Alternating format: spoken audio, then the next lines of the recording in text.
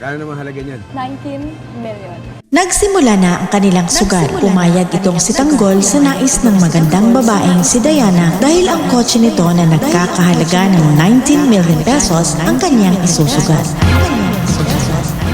Sinabi ni Tanggol na Lucky 9 ang kanilang laruin at si Tanggol ang bangka. Kaya pumayag naman si Diana. Sa unang dalawang baraha ay nakaswerte kaagad si Diana dahil 8 kaagad ang nakuha nito. Ngunit humirit pa itong si Tanggol. Buong akala ni Diana ay panalo na siya sa kanilang laban. Ang di niya alam, nandaya pala itong si Tanggol sa pamamagitan ni Owing na nasa ilalim ng mesa. Nagulat si Diana dahil 9 ang baraha ni Tanggol. Ibig sabihin ay panalo si Tanggol sa kanilang sugal at maaangkin na ni Tanggol ang mamahaling sasakyan ni Diana. At dahil sa kanilang napagkasunduan, kaya wala nang nagawa pa si Diana kundi ipaubaya kay Tanggol ang kanyang mamahaling sasakyan. Dali-dali namang kinuha ni Tanggol ang mamahaling sasakyan ni Diana bilang tanda ng pagkapanalo nito sa kanilang sugal. Lalong walang nagawa pa ang may-ari ng pasugalan nang tubusin ni Tanggol ang Star of Venus na kanilang isinanla sa may-ari ng pasugalan. Sa kabilang banda, inutusan naman ni Angkong ang grupo ni Lucio kasama ang mga tropang Tondo na tirahin na si Tanggol at ang mga kaibigan nito. Ito'y dahil sa pagnanakaw nito noon ng kanilang mga droga at pera. Kaya agad kumilos ang mga tauhan ni Roy at Lucio na kung saan ay hindi nga sila nahirapang matuntun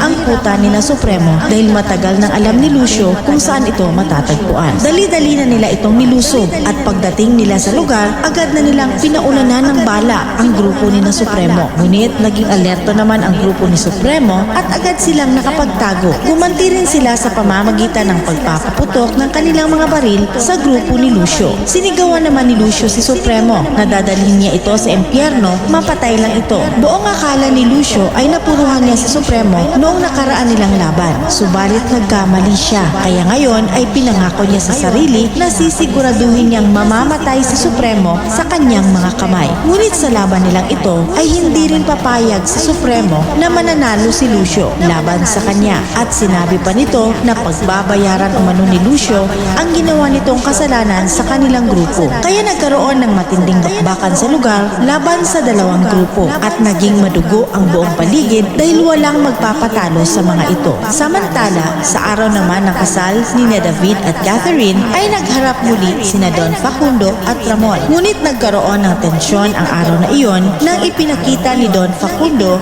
ang ibabayad niya kay Ramon. Ang buong akala ni Ramon ay pera ang kanyang makukuha, subalit mga droga at diamante ang ipinakita ni Don Facundo. Dahil dito ay nagalit si Ramon at binunot niya ang kanyang baril at itinututok ito kay Don Facundo at tinanong dito kung saan daw ginamit ni Don Facundo ang kanyang pera. Habang sa simbahan naman ay masayang masaya itong si Senyora Bettina. Sinabi nito sa kanyang apong si Catherine na sa wakas ay magiging isa na ang mga Montenegro at mga kabalyero. Ngunit itong si Catherine ay nananatili pa rin na walang kibo at halatang hindi ito excited sa magaganap na kasal. At sa mga sandaling yon ay nag-iisip pa siya ng paraan kung paano niya tatakasan ang kasal na ito dahil hindi niya kayang makisama sa taong hindi niya mahal. Yan ang mga tagpo sa ating advanced episode. Makakatakas kaya si Catherine sa napipinto niyang kasal? Tatanggapin kaya ni Ramon ang mga droga at diamante? At ano naman kaya ang nangyari kina Supremo at Lucio? Sino ang mananatiling buhay